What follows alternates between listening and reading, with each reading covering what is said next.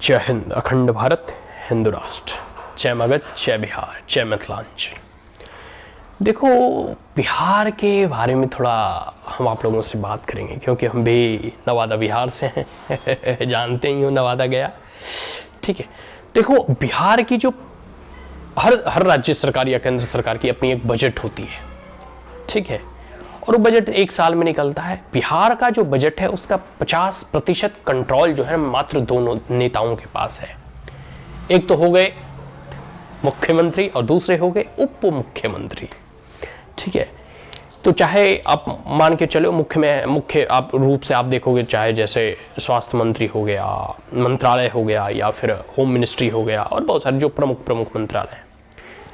तो ऐसे मोर और लेस अप्रॉक्सीमेट आप मानकर चलो कि 40 से 50% जो है जो बजट का सैंक्शन है वो इन 2-4 मंत्रालयों के पास रहता है। फाइनेंस मिनिस्टर हो गया, फिर police and law and order हो गया, और बहुत सारी ऐसी चीज़ें।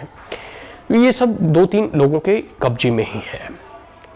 बिहार की अभी स्थिति की अगर बात करूं तो चाहे आप स्वास्थ्य देख लो, शिक्षा देख लो, हमें देखो भय है। अभी रिसेंटली एक सिपाही या कह सकते हो कि परीक्षा में जो है धांधली होते हुए दिखाई दिया, जिसमें पेपर लीक की घटनाएं सामने जो है आई। ये शिक्षक बहाली की जो अभी एग्जाम्स हुए हैं, इसमें रिजल्ट बहुत डिले हो रहा है। तो हमें बहुत डर है, आपको विश्वास नहीं होगा, हमें इसका बहुत डर है कि जितना रिजल्ट डिले होगा, इस रिजल्ट को उतनी निष्पक्षता के साथ नहीं निकाला जाएगा। रिजल्ट जितनी जल्दी निकल जाता उतना ही सही रहता। लेकिन ये जो डिले हो रहा है ना, इसमें हमें कहीं ना कहीं डर लग रहा है कि इसमें कहीं धांधली हो सकती है। क्योंकि बिहार में आप देखोगे कि मतलब देखो बीपीएससी वगैरह का पेपर लीक हो जाता है। मतलब 10वीं 12वीं का होता था तो एक समय लगता था कि चलो ये 10वीं 12वीं का एग्जाम है, करने दो, बच्चे कर रहे हैं।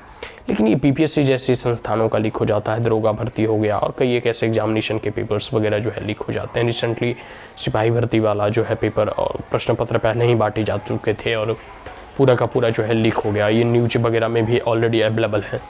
तो ये सब सारी चीज़ों को देखोगे तो आप पाओगे किस प्रकार से भ्रष्टाचार का तंत्र इसमें सम्मिलित है। अब बात करूं कि अभी जो लोग इन 50% बजट के ऊपर काबिज हैं, बैठे हुए हैं, जिनके अंडर में ऐसे नीतीश बाबू और तेजस्वी सरकार, उप मुख्यमंत्री नीतीश तेजस्वी की है सरकार, तो ये अपने मंत्रालयों का कार्य जो है किस प्रकार से करते हैं। अब स्वास्थ्य विभाग देख लो, चाहे पटना के पीएमसीएच चले जाओ या जितने भी अभी अस्पताल हैं, आप अपने नवादा के जो है कह सकते हो डिस्ट्रिक्ट हॉस्पिटल्स वगैरह चले जाओ, बारसलीगंज हो गया, पकड़ी बर्मा हो गया, रजौली हो गया, ये सब हॉस्पिटल्स की आप स्थिति देखो, इसकी स्थिति क्या है।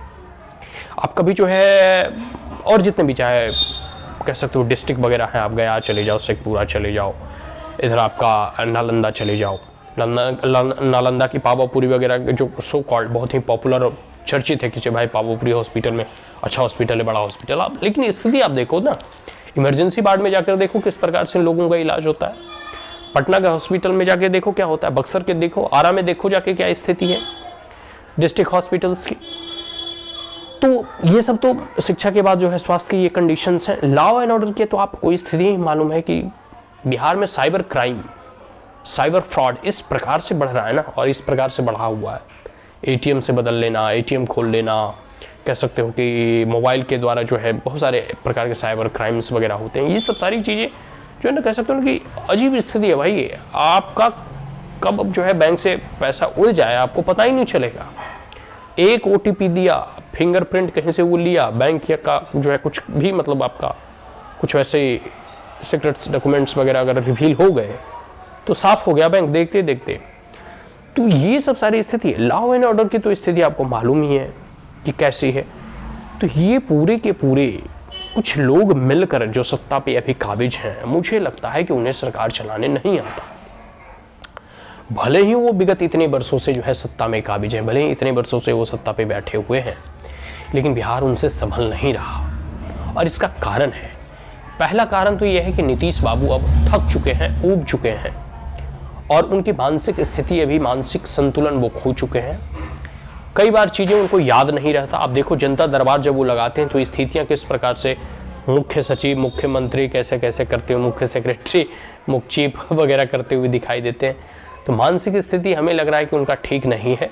बेहतर होता अब संन्यास लेकर, जैसे क्रिकेटर संन्यास लेते हैं वो भी संन्यास ले लेते, ठीक है, और जो है अपना जो है कह सकते हो कि जाते जाते एक सुखद जो है जीवन का अनुभव लेते, राजनीति से संन्यास लेकर थोड़ा पावापुरी में या फिर उधर आपका कह सकते हो कि राजगीर में या नालंदा में बैठकर कहीं भी जो है बुद्ध के शरण में, महावीर के शरण में, या फिर ठीक है किसी विष्णु भगवान के शरण में जाकर वो रामधुनी रमाते तो बेहतर होता वो झुनकिया बाबा से जाकर जो है दीक्षा ग्रहण करते।